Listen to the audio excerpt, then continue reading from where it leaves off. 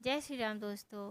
तो आज हम सुनेंगे माता लक्ष्मी की कहानी और दरिद्रता की कहानी। एक दिन ज्येष्ठा ने लक्ष्मी जी से पूछा, सुंदरता में हम दोनों बहन बराबर हैं, फिर भी लोग तुम्हारा आदर सत्कार करते हैं और मैं जहाँ भी जाती हूँ वहाँ उदासी छा जाती है। हम सगी बहनें हैं, लेकिन तुम्हें पाने को लोग लड़ाई और मुझे घृणा का शिकार होना पड़ता है। ऐसा क्यों? लक्ष्मी जी ने हंसकर कहा, सगी बहन या सुंदरता में बराबर होने के से ही आदर नहीं मिलता है, उसके लिए हमें कर्म भी करने पड़ते हैं। मैं जहाँ जाती हूँ सुख साधन जुटा देती हूँ, इसीलिए लोग मेरी पूजा करते हैं। तुम जिस घर में जाती हो वहाँ गरीबी, उदासी, रोग, आपदा सहनी पड़ती है। इसी वजह से लोग तुमसे घृणा करते हैं। आदर पाना है तो दूसरों को सुख पहुँचाओ। ज्येष्ठा को लक्ष्मी की बात चुभ गई।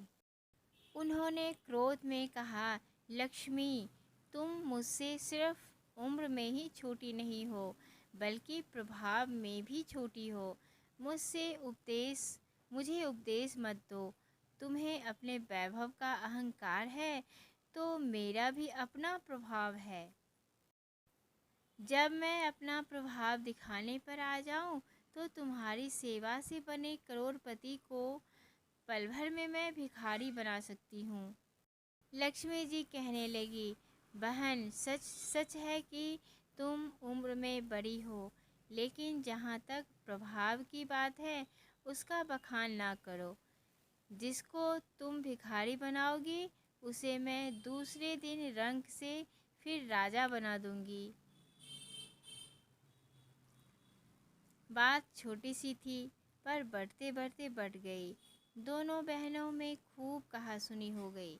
दरअसल समुद्र मंथन के दौरान लक्ष्मी जी से पहले उनकी बड़ी बहन ज्येष्ठा, जिनका नाम दरिद्रता भी है, वह प्रकट हुई थी। ज्येष्ठा नारायण से विवाह करना चाहती थी, किंतु भगवान ने लक्ष्मी जी का वरण किया, जिससे ज्येष्ठा और लक्ष्मी जी में मनमुटाव था, जो समय समय पर बाहर आता रहता था।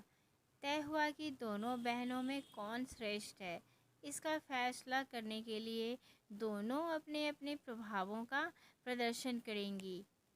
दोनों बहनों ने अपना प्रभाव का जोर आजमाने के लिए मंदिर के एक पुजारी हरिनाथ को चुना, जो बड़ा विष्णु भक्त था। दूसरे दिन दोनों वेश बदलकर विष्णु मंदिर पहुंची और मंदिर के मुख्य द्वार पर बैठ गई। हरिनाथ पूजा करके लौटने लगा तो ज्येष्ठा ने लक्ष्मी से अपना प्रभाव दिखाने को कहा।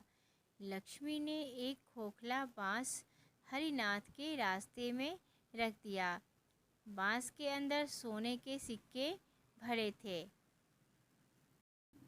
ज्येष्ठा ने बांस को छूकर कहा, अब तुम मेरा प्रभाव देखो। हरिनाथ रास्ते में सुंदर बांस पड़ा देखा तो उठा लिया। सोचा घर में इसका कुछ न कुछ काम निकल ही आएगा। अभी वह पंडित थोड़ा ही आगे बढ़ा था कि उसे एक लड़का मिला। लड़के ने हरिनाथ से कहा, पंडित जी, मुझे अपनी चारपाई के लिए बिल्कुल ऐसा ही बांस चाहिए था। यह बांस कहाँ से मिलता है, मैं खरीद लाता हूँ। पंडित ने कहा, मैंने खरीदा नहीं है, रास्ते में पड़ा था तो उठा लिया। तुम्हें ज़रूरत है तो तुम ही रख लो। बाजार में यह 1 रुपये से कम का नहीं होगा। लड़के ने चौन्नी देते हुए कहा, मगर मेरे पास तो यह चौन्नी ही है। पंडित जी, अभी तो आप इसे ही रखिए, बाकी का 12 आने में शाम को घर आकर दे दूँगा। पंडित जी खुश थे कि उन्होंने सड़क पर पड़े बांस से रुपया कमा लिया। चवन्नी पूजा की डोलची में रखी और घर की ओर चल पड़े।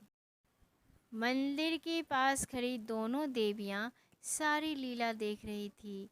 ज्येष्ठा ने कहा, लक्ष्मी, तुम्हारी इतनी सारी मोहरें मात्र एक चौन्नी में बिक गई। अभी तो यह चौन्नी तुम्हारे भक्त के पास नहीं रुकेगी। तब तालाब के पास दीनू ने डोलची रख दी और कमल के फूल तोड़ने लगा। उसी बीच एक चरवाहा आया और डोलची में रखी चौन्नी लेकर भाग गया। पंडित को पता भी नहीं चला। फूल तोड़कर वह घर चलने लगे।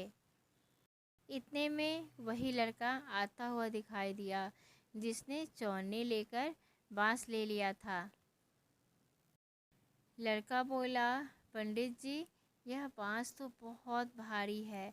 चारपाई के लिए हल्का बांस चाहिए, आप इसे वापस ले लीजिए। उसने बांस पंडित जी के हवाले कर दिया। बांस के बदले पंडित जी ने चौन्नी लौटानी चाहिए, लेकिन चौन्नी तो डोलची से उड़ चुकी थी। पंडित जी ने कहा, बेटा, चौन्नी तो कहीं गिर गई, तुम मेरे साथ घर चलो, वहीं दूसरी चौन्नी दे दूंगा। इस समय मेरे पास एक भी पैसा नहीं है।